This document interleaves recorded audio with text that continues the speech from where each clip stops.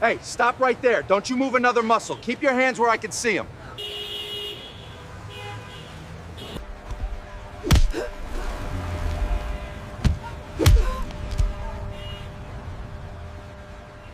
How could you do this? Because I can, sweetheart. You're powerless here. Is that the district attorney? I think they're arresting him. He looked so confident a minute ago. It was a bright Thursday morning in downtown New York City, the kind of morning where the streets buzzed with energy, taxis honked, and coffee smells drifted out of every corner cafe. People hurried along the sidewalks, smartphones in hand, earbuds in ears, completely absorbed in their own worlds. Among them was Martha Reynolds, a soft-spoken, elderly woman known in her neighborhood for her kindness and gentle smile. She was a retired schoolteacher, a grandmother of 3, and someone who had spent her life quietly giving back to the community.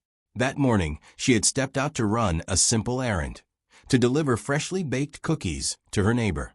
She wore her usual beige coat and scarf, her hair carefully pinned, and clutched her handbag tightly as she navigated the busy intersection near Lexington Avenue. Unbeknownst to Martha, danger lurked just a block away in the form of Officer Ryan Callahan, NYPD cop infamous within precinct circles for his arrogance and streak of abusive power incidents that had somehow never been punished. Ryan was the kind of officer who thrived on intimidation, who used his badge as a shield against accountability. He was patrolling the streets that morning, cruising in his squad car with a smug sense of untouchability. He had been reprimanded before for minor misconduct, but each time he smiled his way out of trouble, bolstered by connections higher up in the department, and whispered promises from political allies who preferred quiet scandals over messy investigations. In his mind, the city was his stage, and everyone else was merely a background character in his story of dominance. As Martha reached the corner, she noticed Ryan standing in the middle of the street, gesturing aggressively at a group of teenagers crossing against the light. She slowed down, trying not to get in the way, but in an instant, she became his unintended target. "Move faster, lady. Don't block the street," he barked, his voice cutting through the morning chatter like a whip. Martha froze, startled. She had always obeyed the rules, always minded her manners, and yet here she was being publicly berated by a man who had no right to treat her this way. "I'm just walking. Please watch where you're going," she replied softly, her voice trembling. Her tone was polite, calm, almost pleading, but it only seemed to enrage him further. Ryan's eyes narrowed. In a moment of reckless arrogance, fueled by years of unchecked power, he stepped forward and slapped Martha across the face. The sound of the slap echoed through the intersection. Passers-by gasped, some whispering, others pulling out their phones, unsure whether to intervene. Martha staggered backward, her hand flying to her cheek, shock and humiliation etched on her face. For Ryan, it was just another moment of asserting dominance. For everyone else, it was a stark, terrifying display of what abuse of authority could look like in broad daylight. He didn't even realize that someone was watching, someone who had a connection that would change the course of this entire incident. Across the street, partially hidden behind a newsstand, was Pamela Reynolds, Martha's daughter, a rising district attorney in the city. She had accompanied her mother that morning, but had paused to buy a newspaper, unaware that the seemingly ordinary morning errand was about to become a life-changing event. Pamela saw the slap happen in slow motion, her heart stopping, a rush of anger and disbelief surging through her veins. She instinctively dropped the newspaper and took a step forward, but she knew better than to act impulsively in the heat of the moment. Years of courtroom experience had taught her that patience, strategy, and intelligence often achieved far more than raw emotion. And so, she watched silently as her mother's dignity was violated, already formulating a plan that would ensure justice, not revenge, but accountability, would prevail. The city seemed to hold its breath. Pedestrians whispered among themselves, their faces a mix of shock, fear, and anger, yet no one moved to challenge Ryan. In that moment, it became clear how isolated ordinary citizens could feel in the face of unchecked authority. But what Ryan didn't know, and what no one in that street corner could guess, was that this slap, a momentary act of brutality, was about to ignite a chain reaction that would shake not only the precinct but the political powers that protected him. One slap, a fraction of a second, yet it carried the weight of decades of injustice, of silenced voices, of courage waiting to be unleashed. Pamela clenched her fists, taking note of Ryan's badge number and his unmistakable arrogance. She would not act now, she decided, not in the chaos of the street, not in a public scene that could be twisted against her or her mother. Instead, she allowed the moment to imprint itself on her mind. The exact sound of the slap, the expression on her mother's face, the casual indifference of bystanders. Every detail would be useful later. Every piece of evidence meticulously catalogued in her mind for the day she would confront not only Ryan Callahan, but the system that allowed him to operate with impunity. This was not just a mother-daughter conflict. It was a test of courage, of intelligence, and of the unyielding pursuit of justice. By the time Martha composed herself and adjusted her scarf, the moment had passed, but its implications were only beginning to unfold. What had seemed like an isolated incident, a single slap in a crowded intersection, was in truth the opening move in a much larger game. And for Ryan Callahan, his overconfidence, arrogance, and disregard for consequences were about to collide with a force he could never have anticipated. A daughter who would stop at nothing to ensure that the scales of justice were balanced, even if it meant bringing down the very institution he believed shielded him. After the incident at the intersection, Pamela Reynolds returned home with her mother, her mind racing faster than her footsteps. Martha's hand still trembled slightly as she recounted the slap in careful, broken sentences, but it was Pamela who absorbed every detail with sharp focus. "Mom, I need you to tell me exactly what happened.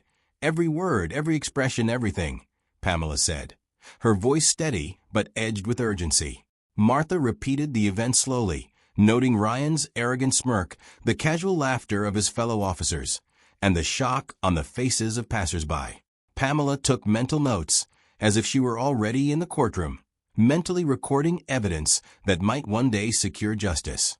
She understood instinctively that this wasn't just about a slap, it was about power, abuse, and systemic corruption, and she intended to expose it all. That evening, Pamela sat in her study, the soft glow of a desk lamp illuminating stacks of law books and case files. Her laptop was open, emails from colleagues pinging softly in the background, but she ignored them.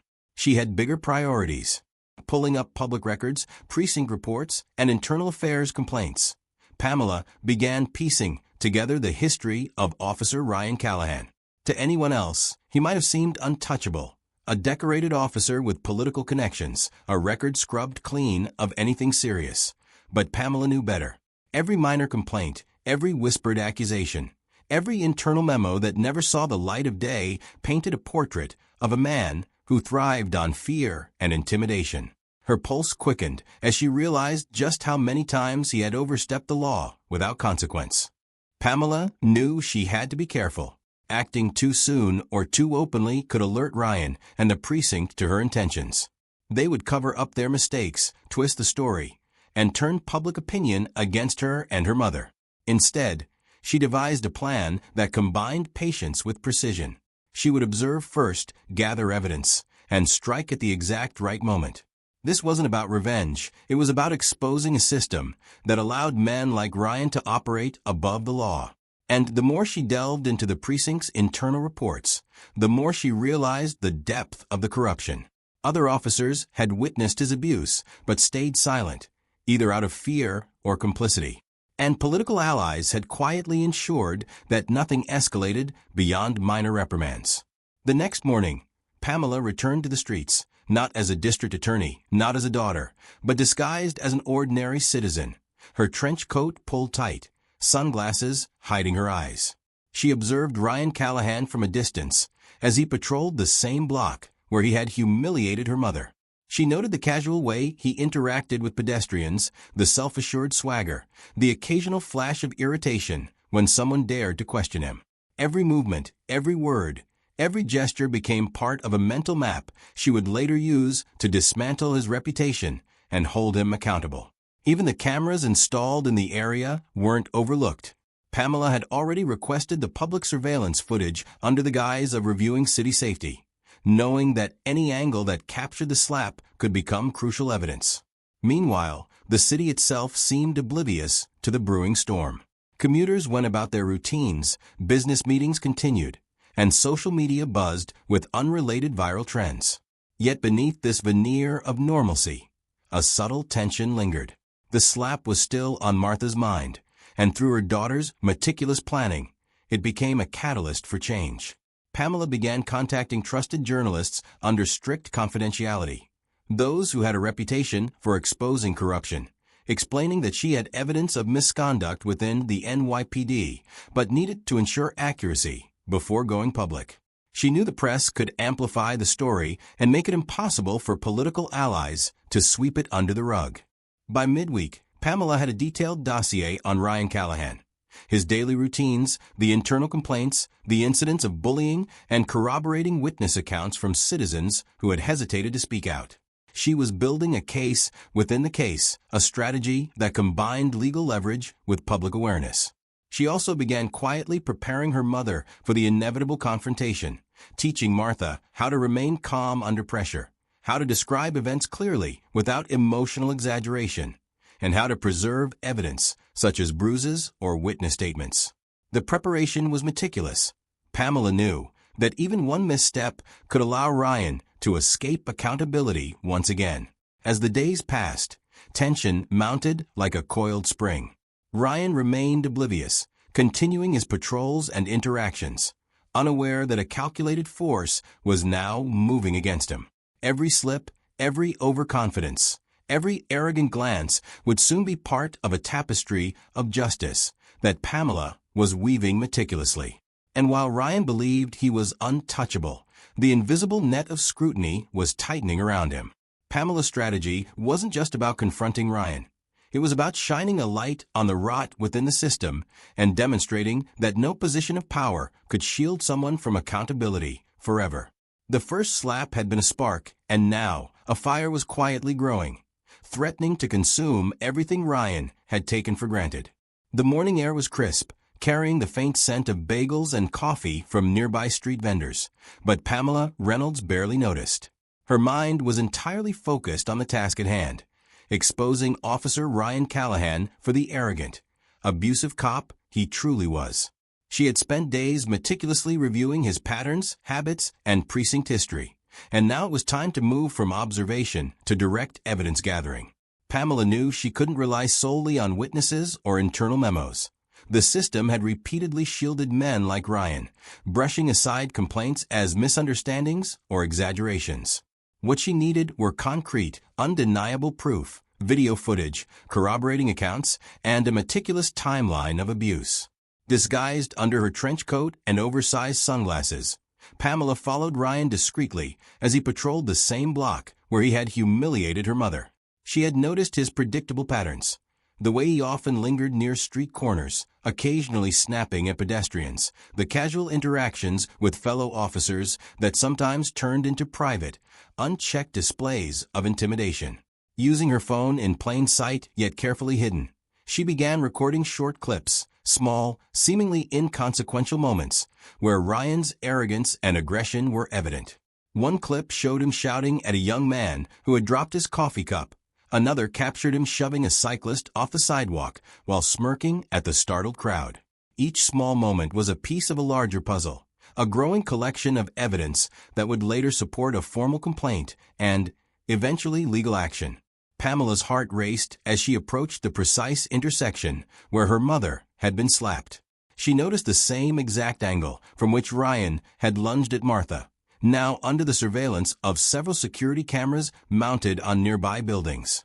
She made discreet inquiries with a local shop owner, someone she trusted to keep her investigation confidential, asking if they had noticed Ryan's reckless behavior in recent weeks.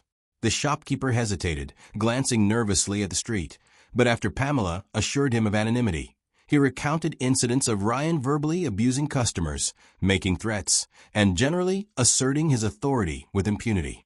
Every story Pamela collected was carefully documented in her notebook, each one reinforcing the growing case against him. As the day wore on, Pamela decided it was time to escalate further. She contacted a trusted journalist, someone known for exposing police misconduct in New York City, and arranged a discreet meeting. Pamela explained in measured tones that she had evidence of Ryan Callahan's repeated abuse of power, but that it needed to be verified before going public. The journalist, intrigued and cautious, agreed to follow up and promised to discreetly verify details without alerting the precinct. Pamela knew that leveraging public awareness would put additional pressure on the police department, preventing them from quietly dismissing the matter as just another complaint. She also coordinated with a few sympathetic officers who had witnessed Ryan's behavior but feared retaliation, ensuring their statements would be part of the growing dossier. Even as she worked meticulously, Pamela maintained the calm exterior of an ordinary woman walking her mother down the street or running errands in public. She knew Ryan was likely unaware that someone was actively scrutinizing his actions, but the risk remained.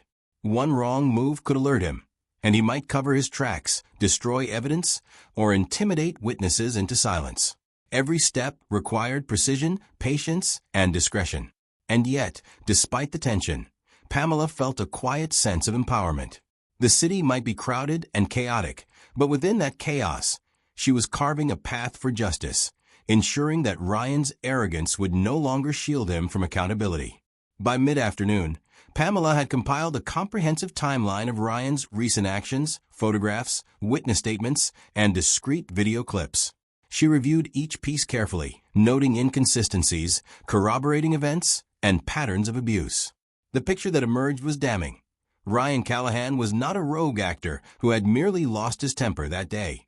He was a repeat offender, a man who used his badge as a weapon, confident that the system would protect him. Pamela also began rehearsing the steps she would take when confronting him directly, imagining how he might react and planning countermeasures for every possible scenario. Her mind was methodical, leaving nothing to chance. Meanwhile, Ryan remained oblivious to the growing storm.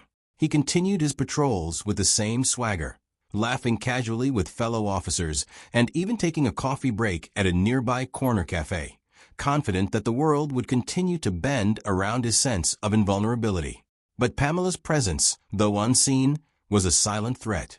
Every step she took, every discreet recording, and every carefully catalogued witness statement became a ticking clock for Ryan, a countdown to the moment when his arrogance would no longer protect him. Pamela felt the weight of responsibility, not just for her mother, but for all the citizens who had suffered silently under men like him. As evening fell over the city, casting long shadows along the streets, Pamela returned home, her backpack filled with carefully organized evidence. Martha greeted her at the door, worry etched on her face, but Pamela reassured her. "Mom, we're not done. Not even close. But justice is coming." She placed the folder on the kitchen table, a tangible representation of weeks of effort, observation, and careful planning. For the first time since the slap, Pamela allowed herself a brief moment of satisfaction. The foundation of a case that could topple Ryan's untouchable reputation was now in place. The next phase would require courage, precision, and the willingness to confront not just a corrupt officer, but the system that had enabled him. The following morning, Pamela Reynolds approached the precinct with deliberate calm, her steps measured and unhurried, betraying none of the storm that raged inside her. She had spent days preparing for this moment, reviewing every piece of evidence, memorizing the exact sequence of events, and rehearsing her approach to ensure Ryan Callahan could not twist the narrative against her or her mother. As she entered the station under the guise of filing a routine complaint as a concerned citizen, she blended into the sterile environment of fluorescent lights, echoing footsteps, and the faint hum of fax machines and ringing phones. To anyone passing by, she seemed like any other citizen with a grievance, yet the weight of her purpose made the air around her feel electric, as if the very walls anticipated the coming confrontation. Officer Ryan Callahan, seated behind his desk, looked up from a pile of reports and caught sight of Pamela. His eyes flickered with recognition, and for the briefest of moments, a shadow of unease crossed his features. But arrogance, honed over years of unchecked authority, quickly returned. He smirked, dismissing her presence as inconsequential, convinced that nothing would disrupt his carefully maintained world. "Can I help you, ma'am?" he asked, his tone casual, laced with the confidence of someone who believed himself untouchable. Pamela's eyes met his without flinching, her voice calm, steady, and resolute. "Yes, you can. I need to report misconduct, a very serious violation of the law, and it involves you." Ryan's smirk faltered ever so slightly, but he quickly masked it with a chuckle. "That's a serious accusation," he said. "Do you have any proof?" Pamela slid a meticulously organized folder across the desk, filled with photographs, witness statements, surveillance footage, and a complete timeline of his recent actions. She watched as his fingers trembled slightly, betraying the first hint of fear. Every piece of evidence she had painstakingly gathered was now visible, undeniable, and damning. The smug arrogance he had carried for years began to crack under the weight of his own documented misdeeds. He leaned back in his chair, trying to maintain composure, but the confidence that had once made him untouchable now seemed fragile, almost brittle. Pamela spoke again, her voice unwavering. "This isn't just about one incident. It's about a pattern, a history of abuse, intimidation, and disregard for the law. You thought no one was watching, but the law doesn't forget, and neither do the people you've hurt." Ryan's jaw tightened, but he still tried to assert control, his hand hovering near his badge as if it could shield him from accountability. Pamela anticipated this, keeping her composure, knowing the only defense he had left was the illusion of authority. She activated a recording device discreetly, ensuring that every word, every reaction, every attempt to intimidate would become part of the evidence. As the minutes passed, tension built palpably. Fellow officers in the precinct, who had previously turned a blind eye to Ryan's behavior, began exchanging glances, their discomfort growing. Pamela had anticipated this, knowing that exposing the evidence in a public, professional setting would force witnesses to reckon with the truth. Even Ryan's political allies, who might have shielded him in the past, were powerless to intervene now. The evidence was too concrete, too overwhelming, too public. Pamela's strategy had been precise. Create a situation where accountability could no longer be avoided. Every calculated step, every piece of evidence, every witness statement came together in this moment to dismantle the facade of invulnerability Ryan had so carefully constructed. The confrontation reached its peak when Ryan, realizing that the walls of protection had crumbled, attempted one final intimidation tactic. "You don't know what you're getting into," he hissed, his voice low but sharp. Pamela leaned in slightly, her gaze unwavering. "I know exactly what I'm getting into," she replied, her voice calm yet piercing. "And it ends today. Justice is not about fear, it's about truth. And the truth will hold you accountable." The room went silent. The gravity of her words, combined with the weight of the evidence she had presented, left no room for denial. Even Ryan's bravado could not withstand the exposure of years of unchecked misconduct, now revealed under the scrutiny of law and reason. By the end of the day, the outcome was clear. Ryan Callahan was placed on immediate administrative leave, pending a full internal investigation. News outlets began reporting on the incident, highlighting Pamela's courage, Martha's ordeal, and the broader issue of police accountability. The city, initially unaware of the depth of corruption within its police force, began to take notice. Citizens and officials alike recognized the importance of transparency and the courage required to confront abuse of power. And for Pamela and Martha, justice was no longer a distant concept. It had been realized not through vengeance, but through intelligence, strategy, and unwavering dedication to the law. As they walked home together that evening, the city skyline glowing behind them, Martha took her daughter's hand. "You did it," she said softly, tears welling in her eyes. Pamela smiled, a quiet triumph in her expression. "We did it," she corrected gently. And for the first time since that fateful morning, the world felt right again. One slap had triggered a journey, a test of courage and justice. And in the end, truth had prevailed over fear, power, and corruption. News of Officer Ryan Callahan's suspension spread through New York City like wildfire. Headlines splashed across websites and social media. Corrupt cop held accountable. District attorney's daughter exposes abuse. Citizens shared the story widely, some expressing outrage, others relief that justice could still prevail in a system often criticized for protecting the powerful. Pamela Reynolds watched the coverage quietly from her office, Martha sitting beside her with a mix of pride and lingering shock from the ordeal.